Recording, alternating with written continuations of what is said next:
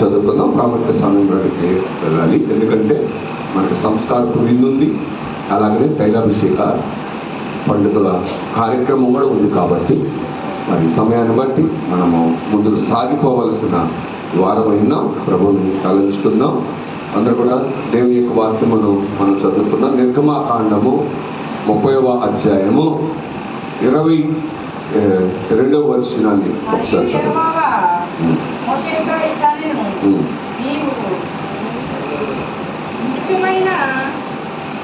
మరియు యెహోవా మోషేతో ఇట్లనెను, నీవు ముఖ్యమైన సుగంధ సంభారములలో పరిశుద్ధ స్థల సంబంధమైన తులము చొప్పున అచ్చమైన గోపరసము 500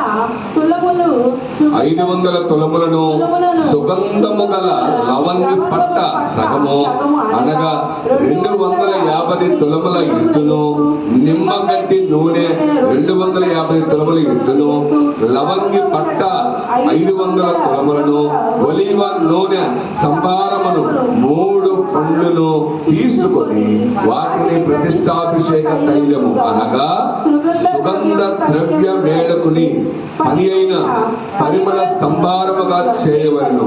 అది ప్రతిష్టాభిషేక తైలము ఆగును. ఆ తైలములో నీవు సాక్షిపో గుడారమును, సాక్షిపో మందసమును, బల్లను దాని ఉపకరణములన్నింటిని, దీపవృక్షమును దాని ఉపకరణములను, ధూపవేదికను, దహన బలిపీఠమును దాని ఉపకరణములన్నింటిని, గంగాళమును దాని పీఠమును అభిషేకించి అవి అతి పరిశుద్ధమైనవిగా ఉండునట్లు వాటిని ప్రతిష్ఠింపవలెను. వాటిని తగులు ప్రతి వస్తువు ప్రతిష్ఠితమగును. ఆమేన్. ప్రార్థన చేసుకున్నాం. మహాపరిశుద్ధుడైన దేవ, మహాగణుడైన తండ్రి, మీకు ఎంతగానో స్తుతులు స్తోత్రములు చెల్లిస్తూ ఉన్నాం. ఇదిగో ఈ దినముల తండ్రి ప్రభువా, మరి మాతో ఈ విలువైన మాటలు మాట్లాడటానికి మా మధ్యకు వచ్చి వేశారయ్యా. ఈ మాటలు మేము శ్రద్ధగా వినగలిగే మనసు దయచేయండి. యేసు కథపై మలిపి యోచించిన మహిమ కనబడును, అనుభవము దొరుకును అని అన్నారు. కాబట్టి నీ మాటలు మేము వింటూ అతి అనుభవంలోనికి నడవగలిగినటువంటి గొప్ప భాగ్యము మాకిచ్చి ఈ వాక్యం ద్వారా అయ్యా మమ్మల్ని స్థిరపరచు, బలపరచమని యేసు నామములో ప్రార్థించి బ్రతిమలాడి వేడుకొనుచున్నాము పరమ తండ్రి. ఆమేన్. ప్రభు యొక్క కృప సమాధానము మీరెల్లరకు కలుగును గాక. ఆయన యొక్క దివ్య లక్షణములు కలిగి, ఆయన అమరత్వమును కలిగి, వశంపసత్యం కాని తేజస్సుతో ప్రకాశించుతున్న ఆయన యొక్క దివ్య మహిమ మనెల్లరకు తోడయుండును గాక. ఆమేన్. అందరికీ మరణాత, అందరికీ మరణాత. తొందరగా ముగించాలా? వాక్యం చెప్పాలా? సరే, మీ అందరికీ మరణాత. ఈరోజు చాలా జాగ్రత్తగా ఆ మాటలు వినాలని మీ అందరికీ మనం చేస్తూ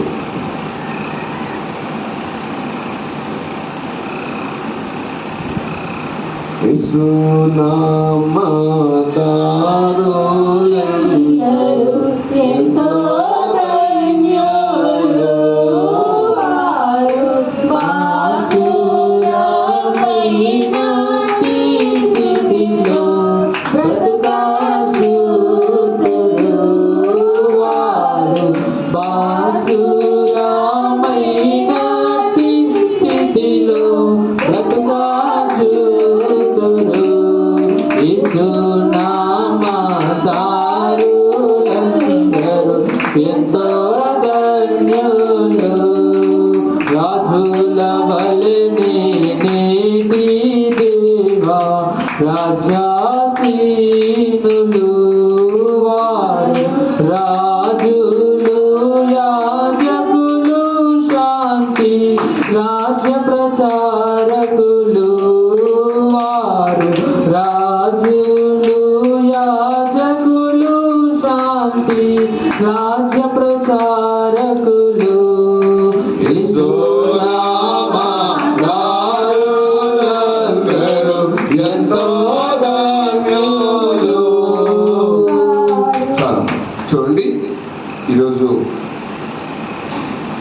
ముఖ్యంగా మనం చేయవలసింది ఏంటంటే దేవుని సన్నిధికి వచ్చిన తర్వాత వినాల్సింది ఏంటిది? వాక్యము.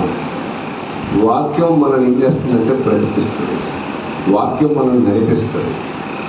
చూడండి, వాక్యం మనల్ని బ్రతికిస్తుంది, వాక్యం మనల్ని నడిపిస్తుంది. ఇప్పుడు బ్రతికించే వాక్యం కావాలా వద్దా చెప్పండి అమ్మ? బ్రతికించే వాక్యం కావాలా వద్దా? 3 గంటలు సినిమాకి వెళ్తే ఎన్ని గంటలు? 3 గంటలు సినిమాకి వెళ్ళి వచ్చినా అని ఏంటి ఎలా ఉంది సినిమా అంటే బాగుంది బాగలేదు అని ఒక ముక్కతో వదిలేయకుండా ఏం చేస్తారు? వాళ్ళ మీద వెంటనే సినిమా చూసి రాగానే ఒక కాంపిటీషన్ పెడితే 100 మార్కులు వస్తాయి. అదే చర్చికి వచ్చిన వాళ్ళు వాక్యం విన్న తర్వాత ఈ గేట్ అవతలకి వెళ్ళగానే ఈరోజు వాక్యం ఏం చెప్పారు అని అంటే చెప్తారా చెప్పరా? నోరు తెరవాలి. చెప్తారా చెప్పరా?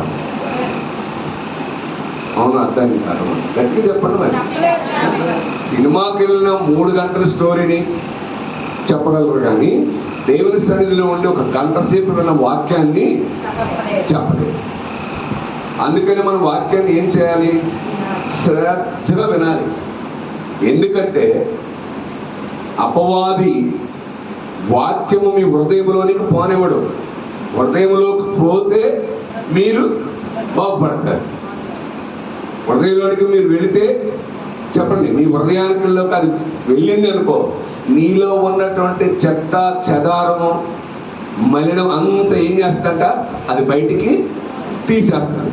తీసేయడానికి సాతాను ఒప్పుకుంటాడా? అపవాది అమ్మ వినాలి. అన్నాడు ఒప్పుకుంటాడా?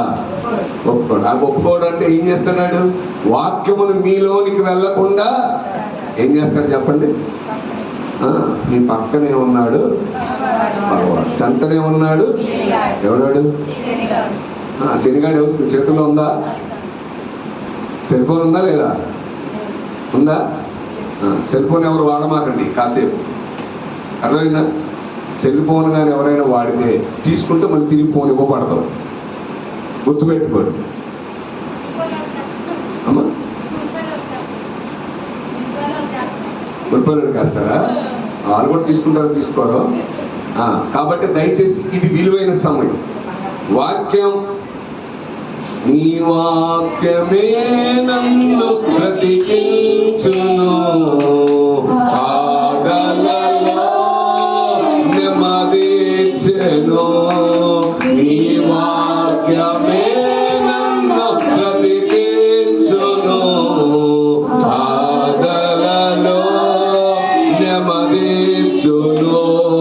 కృపాశక్తి దయాశక్తి సంపూర్ణుడా, వాక్యమై ఉన్న యేసు వందనమయ్యా. కృపాశక్తి దయాశక్తి సంపూర్ణుడా, వాక్యమై ఉన్న యేసు వందనమయ్యా. నీ వాక్యమే నన్ను బ్రతికించును, బాధలలో నెమ్మదించును. దిగటగల భూమి నుండి లేవనెత్తును, సమతలము నన్ను నిలిపెను. దిగటగల భూమి నుండి లేవనెత్తును, సమతలము భూమిపై నన్ను నిలిపెను. నా పాదములకు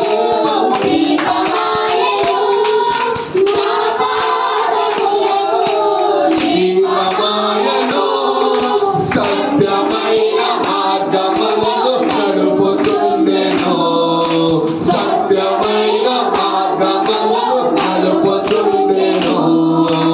ఈ వాక్యమే నన్ను బ్రతికించును, బాధలలో నెమ్మదించును. కృపాశక్తి దయాశక్తి సంపూర్ణుడా, వాక్యమై ఉన్న యేసు వందనమయ్యా. కృపాశక్తి దయాశక్తి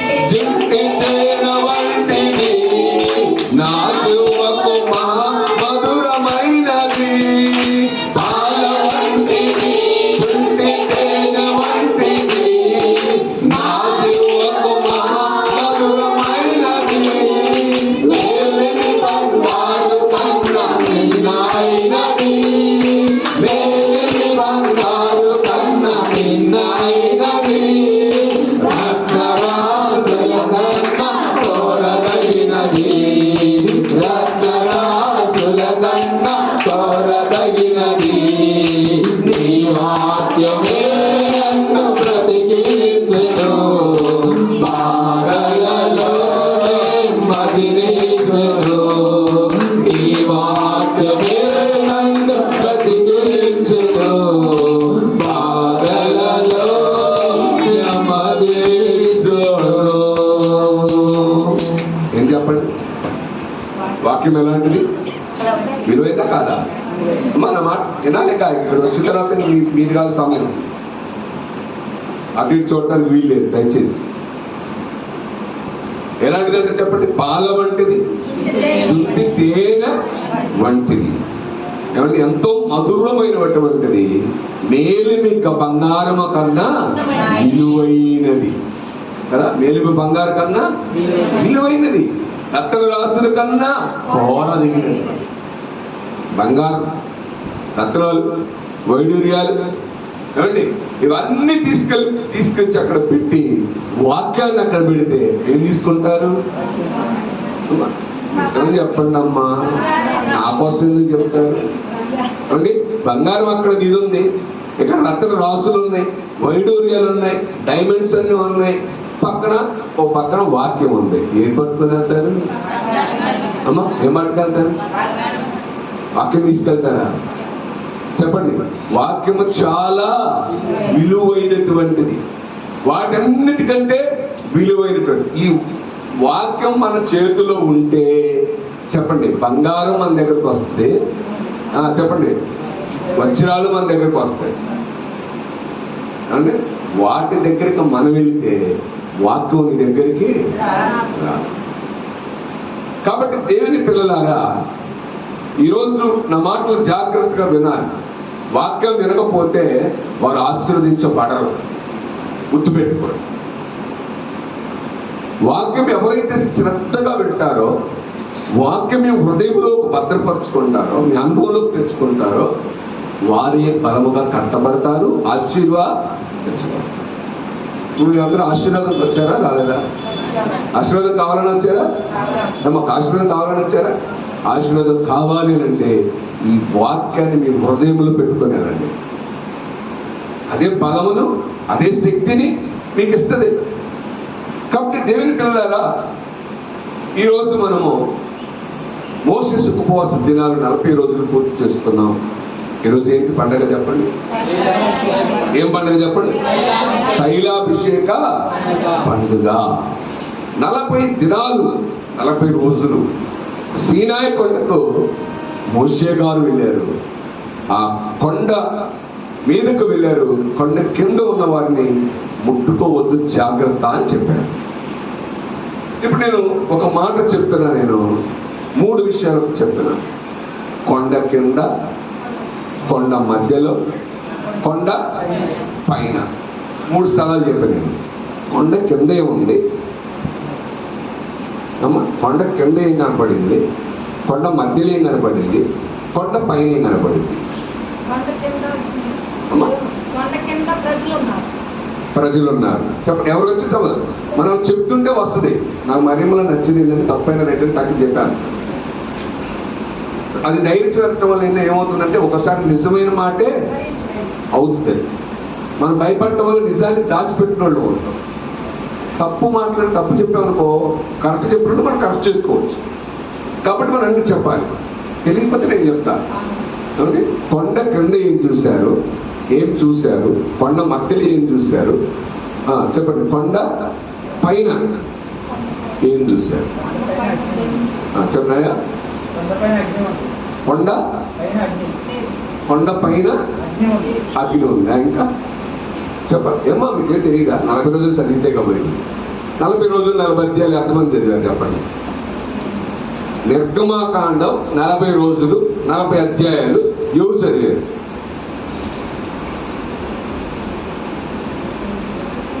మరి అర్థం పాసా ఫెయిల్ మీరు.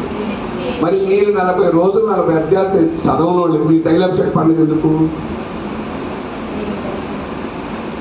చెప్పండి, 40 రోజులు 40 అధ్యాయాలు చదవని వాళ్ళకి తైలాభిషేకం పండుగ అవసరమా? సరే, దేవుని పిల్లలారా, కొండ క్రింద ప్రజలు అగ్ని కనిపించింది. ప్రజలకి కొండ కింద ఏం కనపడింది? అగ్ని కనపడింది.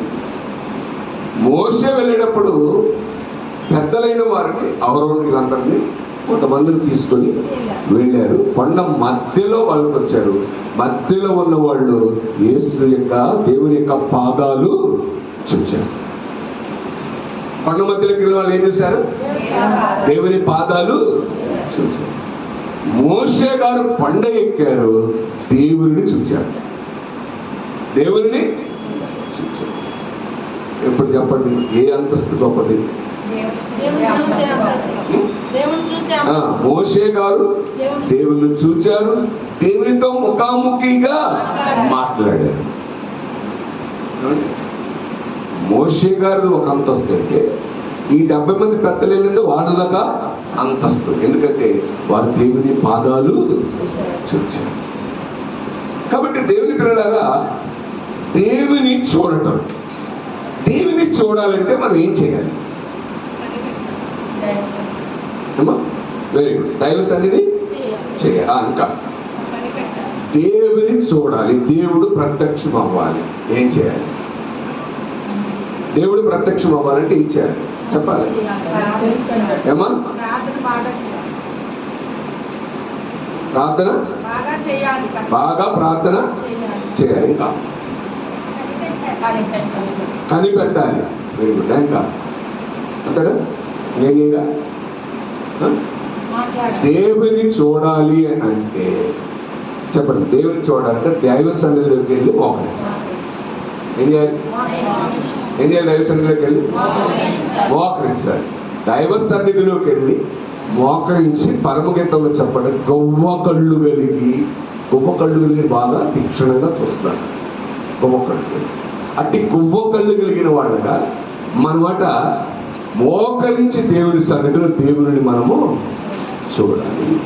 ఎవరైతే మోకరించి ప్రార్థన చేస్తారో, మోకాళ్ళ మీద ఉండి ప్రార్థన చేస్తారో, అట్టి వారికట, మోకాళ్ళ మీద ఉండి ప్రార్థన చేసే వారికి దేవుని యొక్క దివ్య లక్షణాలన్నీ కూడా వాళ్ళలోనికి వస్తాయంట.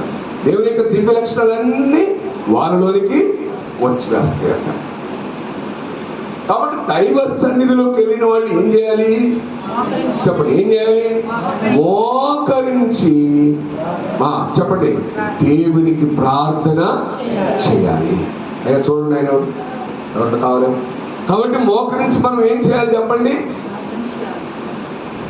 మనము మోకరించి దైవ సన్నిధిలో దేవుని చూచే కళ్ళు, గొప్ప కళ్ళు కలిగిన వాళ్ళగా మనము ఉండాలి. దేవునికి గొప్ప కళ్ళు కలిగిన వాళ్ళగా మనము అలాగ మోకరించిన మనము దేవుని యొక్క దివ్య లక్షణమును మనం తలంచుకొని ఉండాలి.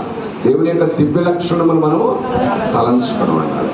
ఎప్పుడైతే మనం మోకరించి ప్రార్థన చేస్తామో, దేవుని చూడాలని మనం ఆశ ఎప్పుడైతే కలిగి ఉంటామో, దేవుని పిల్లలారా, ఆయన యొక్క దివ్య లక్షణములు మనకు అందుపడతాయి. ఏంటి ఆయన దివ్య లక్షణాలు? ఏంటి ఆయన దివ్య లక్షణాలు చెప్పండి? ఏంటి ఆయన దివ్య లక్షణాలు? మీ దగ్గర దివ్య లక్షణాలు చెప్పండి. దైవలక్షణ పుస్తకం ఉందా? ఒకసారి ఉందా లేదా చెప్పండి. ఉన్నట్లయితే దాంట్లో ఏమున్నాయి? దేవుని యొక్క దివ్య లక్షణాలు. ప్రేమ, చెప్పండి అందరూ. దయాళత్వం,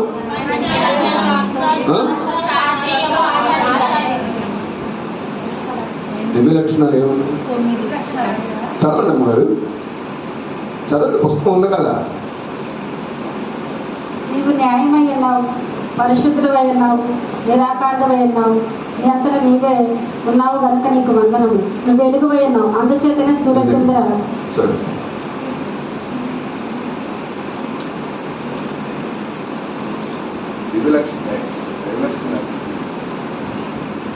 చెప్పండి. ఆయన ఎవరంటే చెప్పండి. చెప్పండి. ఆయన ప్రేమమై ఉన్నారు. ఆయన వెలుగై ఉన్నారు, జ్ఞానమై ఉన్నారు, ఏమండి, న్యాయమై ఉన్నారు, పరిశుద్ధుడై ఉన్నారు, శక్తి అయి ఉన్నారు, సర్వవ్యాప్తి అయి ఉన్నారు, నిరాకారుడై ఉన్నారు, స్వతంత్రుడై, ఇంకా ఎన్నో లక్షణాలు దేవునికి ఉన్నాయి. ఈ లక్షణాలన్నీ కూడా మనకు అర్థపడతాయి. ఈ లక్షణాలన్నీ కూడా మనకి అర్థపడతాయి. కాబట్టి మనము దేవుని యొక్క సన్నిధిలోకి వచ్చినటువంటి మనము ఏం చేయాలంటే మోకాళ్ళ మీద నుండి మనము ప్రార్థన చేస్తే దేవుడు మనల్ని చూస్తాడు. దేవుని మనము చూస్తాం. దేవుడు కనబడతాడు. దేవుడు మనతో మాట్లాడతాడు. మోషే గారితో కూడా అలాగనే కొండ మీద 40 రోజులు 40 రాత్రులు దేవుడిని చూస్తూ అలా కూడిపోయాడు. మరి ఆయన ఆహారం ఉందా? నీళ్లున్నాయా? ఏమి కూడా ఆయనకి లేవు. దేవుడిని చూస్తూ ఉన్నాడు. దేవునితో ముఖాముఖిగా మాట్లాడు. ఇప్పుడు నేను మీతో ఎలా మాట్లాడుతున్నానో మోషే గారితో కూడా దేవుడు అలాగనే మాట్లాడాడు. ప్రతి విషయము మోషే గారితో మాట్లాడుతూ ఉన్నారు. ఆయన 40 రాత్రులు 40 పగళ్ళు దేవునితో సహవాసం చేశారు. అట్లాగనే మనము కూడా దైవ సన్నిధిలో ఉన్నప్పుడు, మనం ప్రార్థన చేస్తున్నప్పుడు చూడండి, అనేక దర్శనములు కూడా మనం చూడగలగాలి. అనేక దర్శనములు చూడాలి. వీరు కొండ మధ్యలోనికి వెళ్ళిన, కొండ పైభాగం మధ్యలోనికి వెళ్ళినప్పుడు దేవుని యొక్క పాదాలు వాళ్ళు చూచారు. ఈరోజు మనము కూడా దైవ సన్నిధిలో ఉన్నట్లయితే ఆయన పాదాలు మనము కూడా చూడగలము. అంటే దైవ సన్నిధి అనేది ఎంత ప్రాముఖ్యం అనేది మీకు ఈరోజు తెలియజేస్తూ ఉన్నాను. ఎంత విలువైనదో దైవ సన్నిధి మీకు తెలియజేస్తూ ఉన్నాను. కాబట్టి మనము దేవుని సన్నిధికి రోజుకు 1 గంట అయినా దైవ సన్నిధికి వెళ్ళాలి. రోజుకి 1 గంట అయినా దైవ సన్నిధికి వెళ్ళాలి. అది తీర్మానం చేసుకోండి ఫస్ట్. అర్థమైందా? చాలా మంది తీర్మానాలు ఏమై ఉంటాయంటే, నాకు ఉద్యోగం ఇస్తే దేవుడు సన్నిధికి వెళ్తా, నాకు వ్యాపారం ఇస్తే దేవుడు కానుకిస్తా, ఇస్తే నేను ఇస్తా అనే మాట పక్కన పెట్టండి. ఆయన ఇస్తే నువ్వు మళ్ళీ తిరిగి ఆయనకి ఇచ్చేది ఏంటి? ఏమండి? కాబట్టి మనం ఏం చేయాలి? మనం దేవుని యొక్క సన్నిధిలోనికి వెళ్ళి ఆయనతో మాట్లాడే అనుభవాన్ని ఫస్ట్ సంపాదించుకుంటే, చెప్పండి, యేసయ్యే మనతో ఉంటే మనకేమన్నా కుదురుతుందా? నాకేమి కుదువా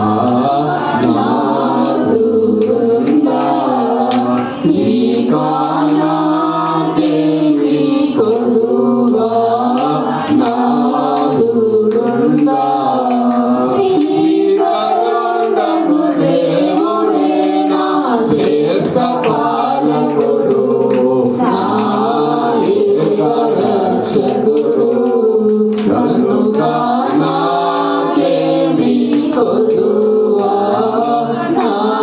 నాదురుందా, కావలసిన వెళ్ళ కనబడగలవు, ఇక కావలసిన వెళ్ళ కనబడగలవు, ఏమి అడిగిన వానిని చేయును తండ్రి, చేయును తండ్రి, కనుక నాకేమి కొదువా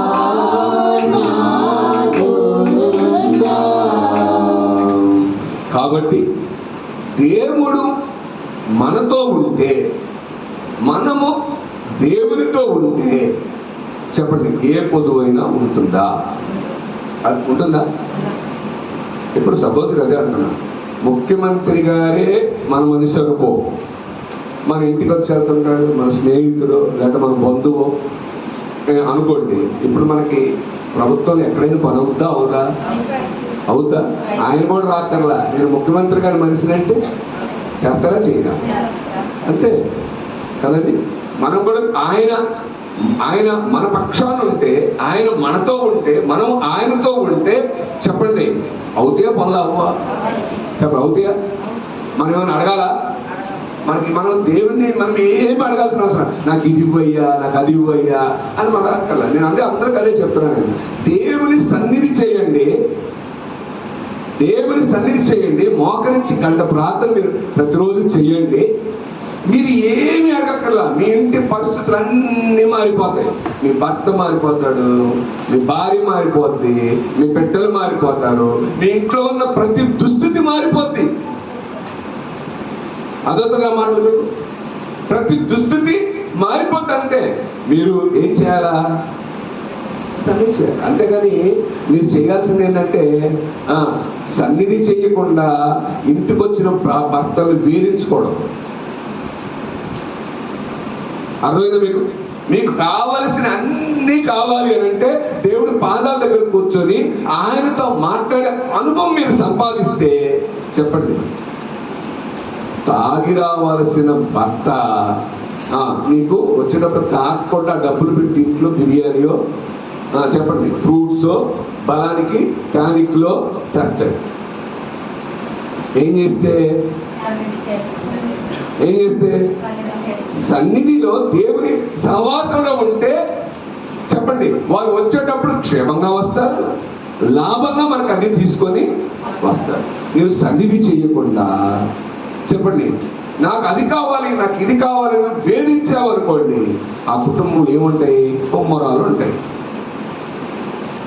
సన్నిధి లేని కుటుంబాలు చెప్పండి, సన్నిధి లేని కుటుంబాలు సాతానుకు బానిసలైపోయిన కుటుంబాలు. గుర్తుపెట్టుకోండి, సన్నిధి లేని కుటుంబాలు ఏంటి చెప్పండి? సాతానుకు బానిసైపోయిన కుటుంబాలండి. ప్రతిరోజు దేవుని సన్నిధిలో ఉండాలి. అంటే ఇప్పుడు నేను ఒక అడుగుతాను, రోజుకు ఒక గంట జీవితం కష్టమా? చెప్పాలి అందరూ. ఎవరు ఫీల్ అవ్వరుగా? ఇంటి దగ్గర ముసలము ముచ్చట్లు మానేది అమ్మా. ఏంటంటే ఏమాపి పులి మేక హౌసీలు ఇంకేంటి ఇవి చాలా ఆటలు, పాము ఆటలు చాలా పెట్టారు. వాళ్ళేముంది ఆన్లైన్లో పెడతారు, డబ్బులకు కూడా ఆడేస్తారు. అంటే గేమ్స్ ఆడేస్తున్నారు కుర్రోళ్ళు అయితే. ఏంటి ఏం గేమ్స్ అమ్మా? ఏంటి ఏదంట? ఫ్రీ ఫైర్ అంట. నాకు అవి రావు. ఫ్రీ ఫైర్ ఇవన్నీ ఆడేస్తున్నారు. ఎలా ఆడుతున్నారు తెలుసా? బానిస అయిపోతున్నారు. ఫోన్ కానీ లేకపోతే చేతుల్లో వణుకొచ్చేస్తున్నారు. చిన్న చిన్న పిల్లలు, జానులంతా, మినీ వాళ్ళంతా, ఇక్కడున్న పిల్లలంతా ఫోను లేకపోతే వాళ్ళ చేతుల్లో వణికిపోతుంది. అదొక మాటలు మీకు. ఫోను ఎలాంటిది అంటే ఆదికాండంలో మనం చెప్పండి, ఇక్కడ మంచి తెలివినిచ్చే ఒక చెట్టు ఉందా లేదా? ఇక్కడ అదే ఫోను. అదేనా మీకు? మంచి చెడ్డలను తెలివినిచ్చే పండు ఏంటిది? మన చేతిలో ఉన్న ఫోనే. అదేనా? మన చేతిలో ఫోనే. ఫోన్ మంచిగా ఉపయోగపడుతుంది, పాడు చేయడానికి కూడా ఉపయోగపడుతుంది. అండి ఇవాళ ఎవరొస్తున్న కుర్రోళ్ళందరూ పాడైపోయింది ఎక్కడ? ఫోన్ వల్లే. ఉపయోగపడే ఏవి వాడడం, అనునిత్యము దాన్ని మనం ఎడిక్ట్ అయిపోవటమే అది ఒక ప్రమాదకరమైనటువంటి పరిస్థితి. సూర్యుండు పూలకెంతో సొగసైన రంగులతో సూర్యుండై నాటి యేసు శుభగుణములతో సూర్యుండై నాటి యేసు శుభగుణములతో. ఏంటడా? సూర్యుడి పువ్వులకెంతో సొగసైన రంగులు ఏమండి? కాబట్టి అన్నీ కలిగినటువంటి ఆయనే యేసు.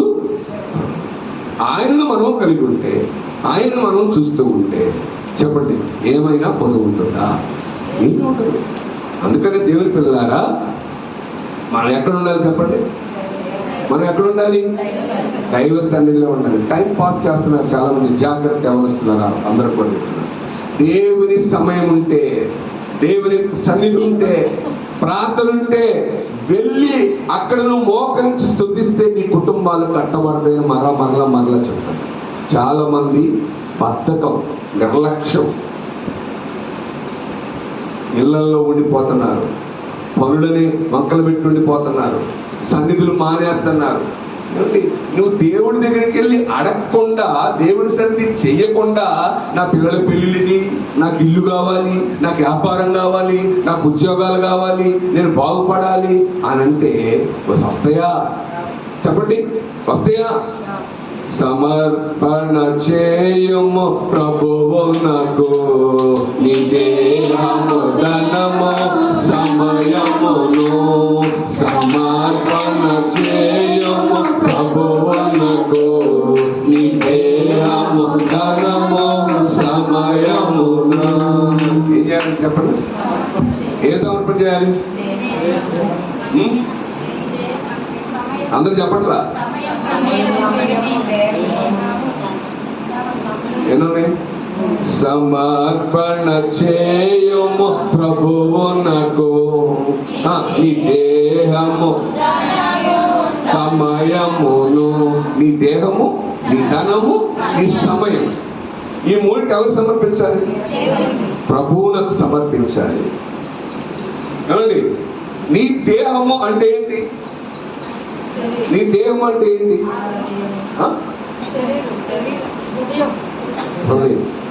నీ దేహము ఇప్పుడు కరెక్ట్లోకి వచ్చారు. ఏంటిది? ఇది దేవుని యొక్క ఆలయము.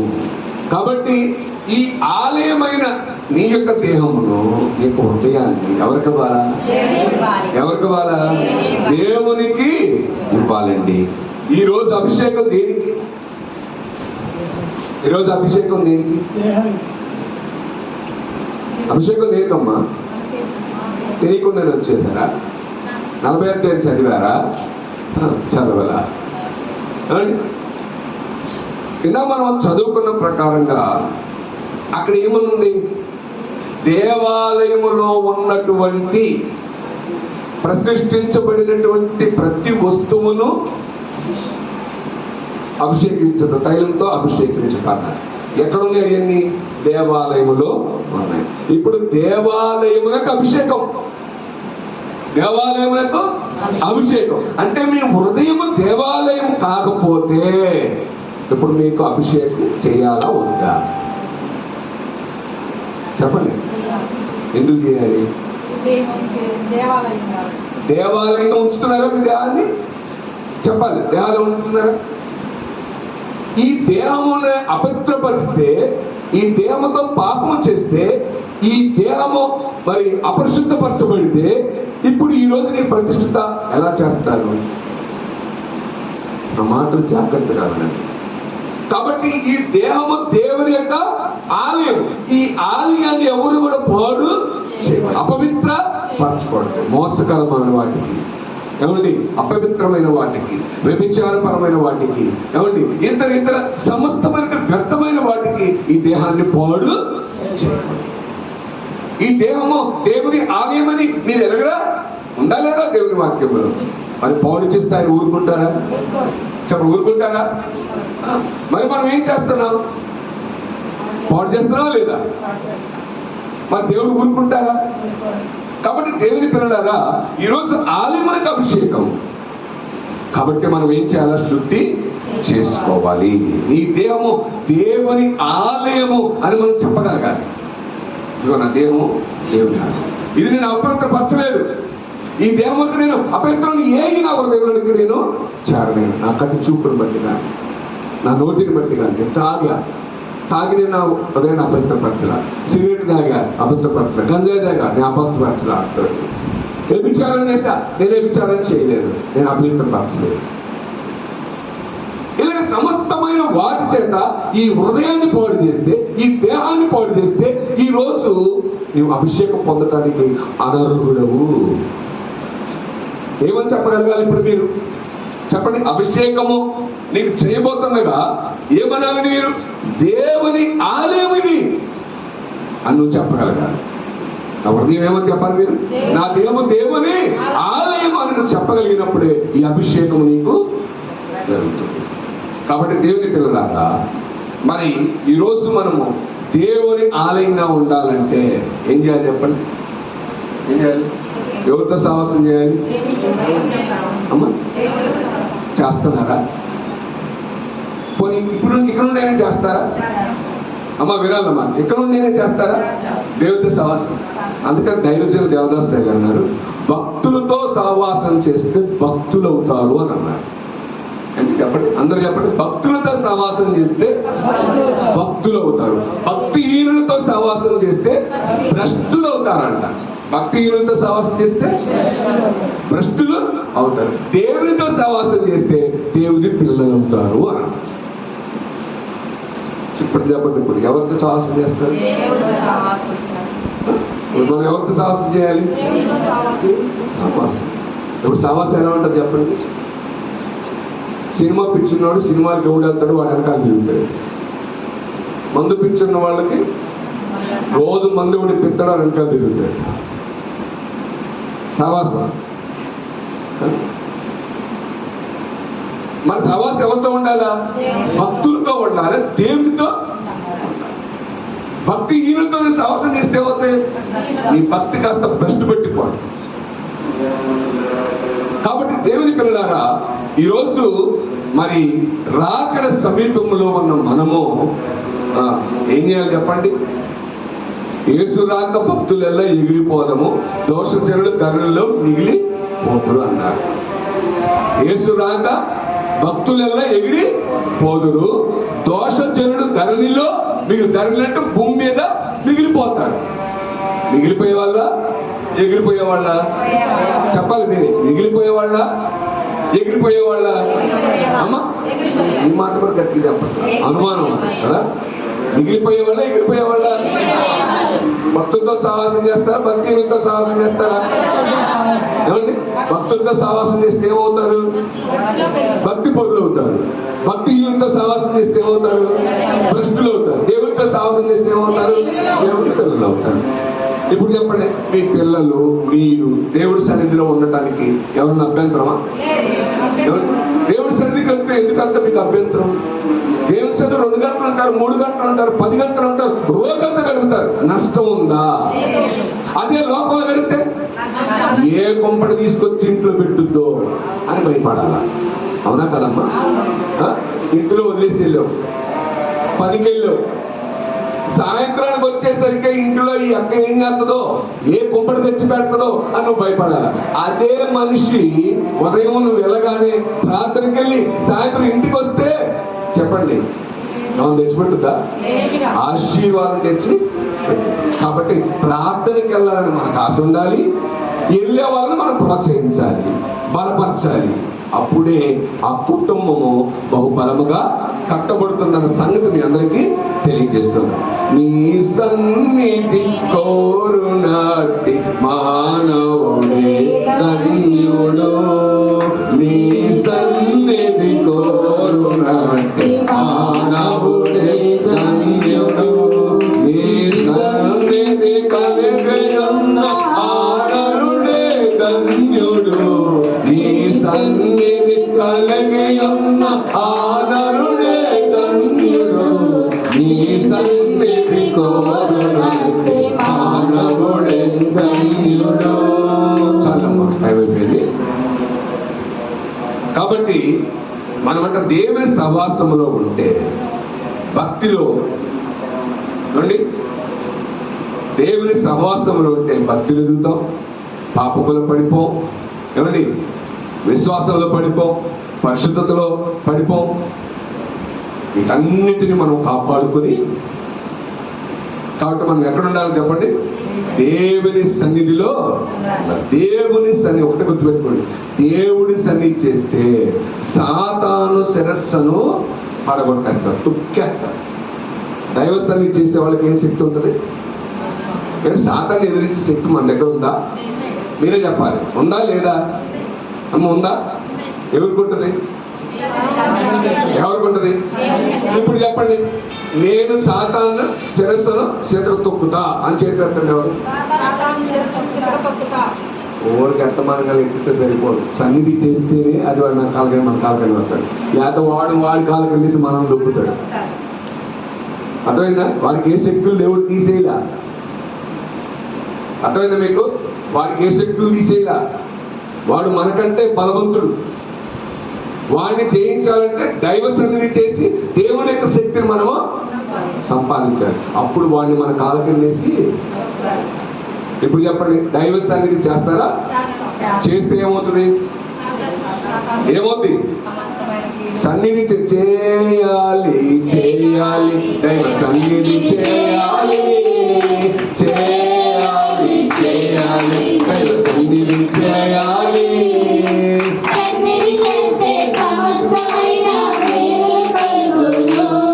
దైవ సన్నిధి చేస్తే సమస్తమైన మేలులు కలుగును. చేయాలి, చేయాలి, దైవ సన్నిధి చేయాలి. గొర్రెల కాసే దావీదు సన్నిధి చేసెను. గొర్రెల కాసే దావీదు సన్నిధి చేసెను.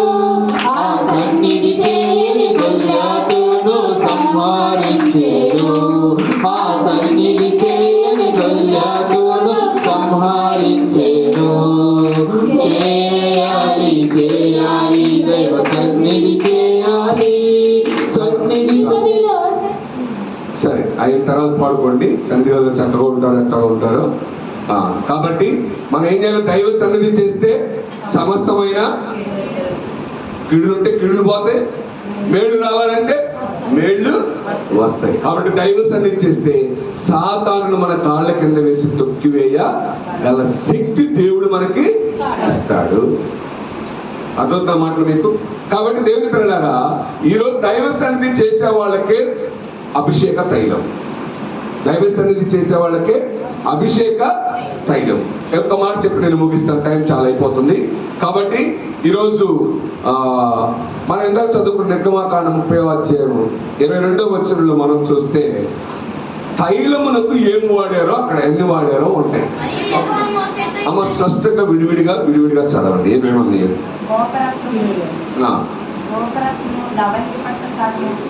చదువు, వాక్యం వర్షం చదువుతూ వెళ్ళు. మైక్ మరియు యెహోవా మోషేతో ఇట్లనెను, నీవు ముఖ్యమైన సుగంధ సంభరములలో పరిశుద్ధ స్థల సంబంధమైన తులము చొప్పున అచ్చమైన గోపరసము 500 తులములను, సుగంధము గల లవంగ పట్ట సగము అనగా 250 తులముల ఎత్తును, నిమ్మగడ్డి నూనె 250 తులముల ఎత్తును, లవంగ పట్టి 500 తులములను, ఒలివ నూనె సంభారమును 3 పాలును తీసుకొని. చాలా. ఇక్కడ ఎన్ని కనబడ్డాయి చెప్పండి? ఒకటి గోపరసము. ఒకటేం చెప్పండి అందరూ చెప్పాలి. గోపరసము, అచ్చమైన గోపరసము. తర్వాత సుగంధము గల లవంగి పట్ట, సుగంధము గల లవంగి పట్ట. తర్వాత నిమ్మగడ్డి నూనె, తర్వాత లవంగి పట్టు, తర్వాత ఒలివ నూనె. ఇవన్నీ కలిపి తైలమును తయారు చేస్తారు. ఇవన్నీ కలిపి తైలము తయారు చేస్తారు. చెప్పడానికి టైం లేదు, మళ్ళీ మీరు టయానికి అంటారు, మరి నాకైతే సబ్జెక్ట్ అవ్వదు. కాబట్టి దేవుని పిల్లలారా, తైలము నిర్గమాకాండ 37:29లో పరిశుద్ధమైన అభిషేక తైలము అని రాశారు. నిర్గమాకాండం 21:12లో దేవుని అభిషేక తైలము అని రాశారు. సంఖ్యాకాండము 35:25లో పరిశుద్ధ తైలము అని రాశారు. చదివే టైం లేదు కాబట్టి నేను చెప్తాను, రాసుకుంటాను, గౌరవ రాసుకోండి. నిర్గమాకాండం 37:29 పరిశుద్ధమైన అభిషేక తైలము, నిర్గమాకాండము 21:12 దేవుని అభిషేక తైలము, సంఖ్యాకాండము 35:25 పరిశుద్ధ తైలము. నిర్గమాకాండము ఇప్పుడు మనం చదువుకున్న 30:22లో చూసినట్లయితే ఏమేమి ఈ యొక్క తైలములకు వాడారో అవన్నీ కూడా దాంట్లో వ్రాయబడి ఉన్నాయండి.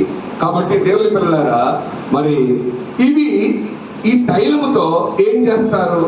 ఈ తైలముతో ఏం చేస్తారు అంటే, ఒకటి మందిరమును ప్రతిష్ఠిస్తారు. ఒకటి చెప్పండి, మందిరమును ప్రతిష్ఠిస్తారు. 2, మందిరములో ఉన్న పాత్రలు ప్రతిష్ఠిస్తారు. 3, యాజకులను ప్రతిష్ఠిస్తారు. 4, ప్రవక్తలను ప్రతిష్ఠిస్తారు. 5, రాజులను ప్రతిష్ఠిస్తారు. వీటికి ఈ యొక్క పరిశుద్ధ తైలమును వాడతారు. అందుకొరకు ఈ యొక్క అన్నిటిని కూడా మరి వాడుతూ ఉన్నారండి. నేను వాక్యం చదవట్లేదు, జస్ట్ అది చెప్పేసి వదిలేస్తే దేవుని చిత్తం అయితే ఇంకోసారి ఎప్పుడన్నా మనం చెప్పుకుందాం, ఎందుకంటే ఇంకా చాలా కార్యక్రమం ఉంది కాబట్టి. ఒకటి గోపరసం. గోపరసం ఏంటంటే రాజగృహాల్లో ఉంటుంది అది గోపరసం. అది చాలా విలువైనటువంటిది. ఇక్కడ మన యొక్క డాలర్తో మన రూపాయలతో చూసుకుంటే ఇంత బాటిల్ 2.5 లక్షలు. ఇంత బాటిల్ ఇంతేంటి బట్ మనకి ఇక్కడ అమ్ముతారు కదా, మనకి ఎప్పుడన్నా సెట్ బాటిల్ తీసుకొచ్చినప్పుడు ఆ ఒక్క బాటిల్ మనం కొనాలంటే 2.5 లక్షలు. అంత విలువైనటువంటిది అది గోపరసం.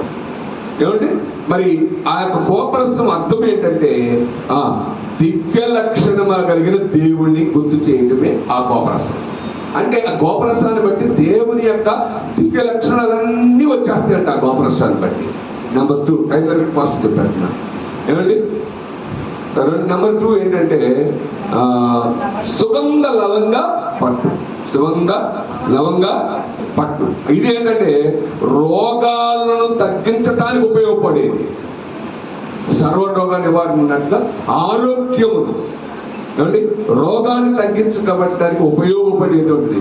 గుండె జబ్బులు, షుగరు ఇలాంటివన్నీ పోవటానికి, ఆరోగ్యములు ఇవ్వటానికి ఈ సుగంధ లవంగ పట్టుని వాడతారు. ఏమండి తర్వాత అంటే ఈ సుగంధ లవంగి పట్టు ఎవరు అంటే ఏ పాపము ఎరుగునటువంటి ఓ పావనామూర్తి అయిన యేసు క్రీస్తే ఈ యొక్క సుగంధ లవంగ పట్టు. ఎందుకంటే ఆయనను ఏ పాపము లేదు. ఆయన రక్తము మనల్ని పరిశుద్ధపరిచింది. ఆయన రక్తం వల్ల మన యొక్క పాపములు విడిపించబడుతున్నాయి. మన పాపములు పోవాలి అంటే ఆయన రక్తంతో మనం కడుక్కోవాలి. కాబట్టి దానికి గుర్తుగా ఈ సుగంధ లవంగ పట్టు. ఏమండి తర్వాత మరి నిమ్మగడ్డి నూనె దేని గుర్తు అంటే జ్ఞానమునకు గుర్తు. జ్ఞానమునిస్తుంది నిమ్మగడ్డి నూనె. ఒలీవ నూనె దేవునికి మనకి ఉపయోగపడేటువంటిది ఒలీవ నూనె. ఇవన్నీ కలిపట ఈ యొక్క తైలమును తయారు చేసి ఆ మందిరమును, అలాగే మందిరంలో ఉపకరణాలని, అలాగే యాజకులను, అలాగే ప్రవక్తలను, అలాగే రాజులను వీరందరూ కూడా అభిషేకిస్తారు. అంత విలువైనటువంటి ఇది. అది కూడా మనం చదువుకుంటే తర్వాత చదువుకునే అధ్యాయాల్లో చాలా చక్కగా వాటి గురించి అన్ని కూడా రాయబడ్డాయి. మనం చెప్పాలంటే బోల్డంత టైం పడుతుంది. కాబట్టి దేవుని పిల్లలారా ఈరోజు ఈ అభిషేకము మన యొక్క తల మీద పోయబడుట మనకు ఆశీర్వాదము. కాబట్టి ఆలయమును అభిషేకించడం అంటే మన దేహమును అభిషేకించడం. అందుకని తల పైనుండి పోసేది ఇలా పోసినప్పుడు దేవుడి పైనుండి వచ్చే ఆశీర్వాదంగా మనం తలంచి నిదానం కలిగి మనోనిదానం కలిగి మనము ఆ యొక్క తైలమును మనం తల మీద వేయించుకోవాలి. అంటే ఆలోచనగా హడావుడిగా కాదు, అయితే మనోనిదానంతో దేవుని సన్నిధిని కనిపెడుతూ ఉండగా మీ మీద తైలము పోయటం అనేది జరుగుతుంది. ఇది ఈరోజు యొక్క ఆశయం. అంటే అభిషేక తైలము ఎవరైతే జరిగించుకోవాలంటే దైవ సన్నిధి ఎవరైతే పరిపూర్ణంగా చేస్తారో, దేవుని నుంచి చూచే అనుభవం, ముఖాలుగా మాట్లాడే అనుభవం ఎవరైతే కలిగి ఉంటారో, ఈ దేహము దేవుని ఆలయమని ఎవరైతే చెప్పగలుగుతారో వారికి తైలాభిషేకం, అతి దీవెన, ఆశీర్వాదములు, నిండైన కృపలు నిత్యం మీకు తోడైనను గాక. ఆమేన్. ప్రార్థన చేసుకుందాం. మహాపరిశుద్ధుడైన తండ్రి, మహాకరుడైన దేవ, అత్యున్నత సింహాసనం మీద ఆశీర్వదించిన దేవ, యుగములకు దేవుడు అయిన తండ్రి, నీకు అంతగానో స్తుతులు స్తోత్రాలు చెల్లిస్తాం. ఈ మాటలు మేము చాలా జాగ్రత్తగా భద్రం చేసుకుని మా అనుభవంలోకి రావాలి. ఈ కృపా కనికరం కలిసి దీవించున్నాం. యేసు నామములో ప్రార్థించి వేడుకొచ్చున్నాము పరమ తండ్రి. ఆమేన్. మన కానుకలను సమర్పించుకుందాము.